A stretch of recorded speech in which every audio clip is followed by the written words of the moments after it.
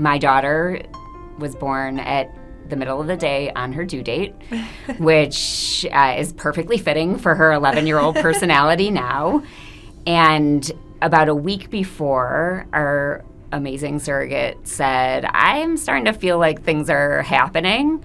And she was very in touch with her body, and we didn't want to go sit on her doorstep. So we had family about halfway between New York and North Carolina where she lived. So we spent a very anxious few days. My husband and my mom and I went and stayed with my husband's aunts that lived about halfway in between. And my surrogate was able to say, okay, it's time to come a little bit closer. And we drove down after, I think, 6 days with my husband's aunts. And then we were staying at a hotel that was basically really close to the hospital. And she called the next morning and said, it's time. And my husband and I had no idea what that meant, and neither did my mom, right? So we just went over to the hospital, and she was just such a pro. So it was one push. That's why she had a home birth. Yep, one push. A doula was in the room, her spouse was in the room, and my husband and I were in a little corner behind, her delivery, trying to stay out of the way, trying to make sure she had everything that she needed, texting our moms, right? My mom was in the waiting room, but saying, we think she's going to push now. And then literally 5 minutes later, wow. My daughter was there. So just comparing that to what happened with when I delivered my son, my husband was like, this is not what it's supposed to look like. It's a little different. So, this woman chose surrogacy because she was amazing at this, and she was a pro. And I got to hold my daughter first. She shot out into the world, and my husband cut the umbilical cord, and her husband was there, and it was just the most beautiful moment of my life. I really wanted to try for a VBAC when I got pregnant for the surrogacy, and it could have been a possibility in the beginning. When we found out it was identical twins, which was not the start of the journey, what we thought.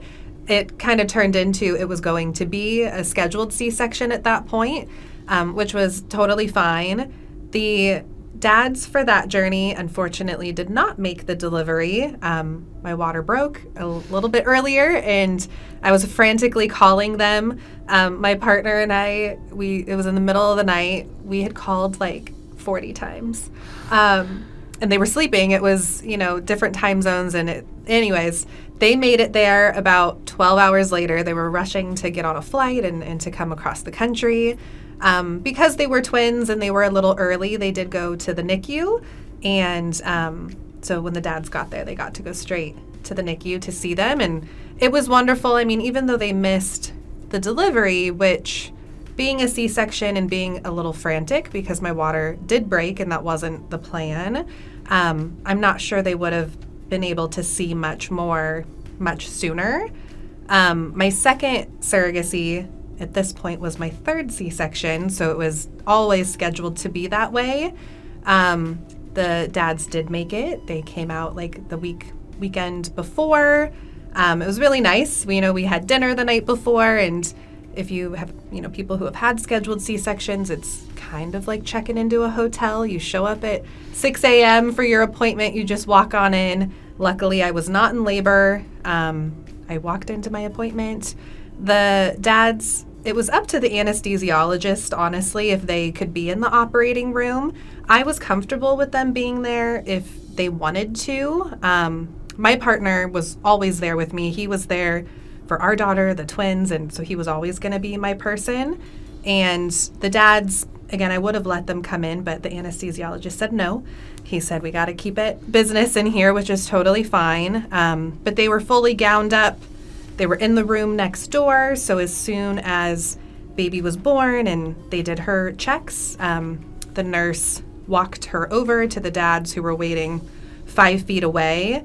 I, of course, was still on the operating table at that point, but I really wanted to see the dad see her for the first time. So I remember telling my partner, I was like, take your phone, take a video, go follow the baby. And the anesthesiologist at first was like, he can't leave it was a whole thing. But anyways, I have a beautiful video that he took of them taking the baby over to them. And, even though it was a little more sterile and an operating room, it was still really beautiful. And, it worked out for everyone, I think. And I'll just say, after Lila was born and my surrogate was being, tended to medically, we of course handed our daughter over to her as soon as it was okay to do so. And then we were given our own separate room because it was not New York City.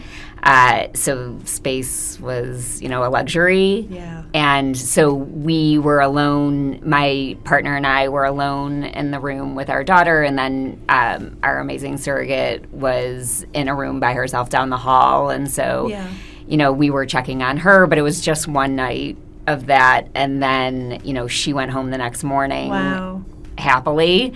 And we got in the car to drive, back north to where we lived.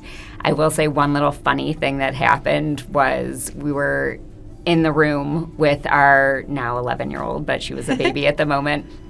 And a lovely nurse came into the room and said she was coming in to check on the baby, and she was unaware of the fact that I had not delivered. Yeah. And she said, in her North Carolina accent, which I won't even try to say, she said, in my 20 years of working on this floor, I've never seen a mother look as good as you. Oh, my gosh. 5 hours post-delivery. Yeah. And I had been through a lot at that point, so I just said thank you. Yeah. Sometimes it's easier to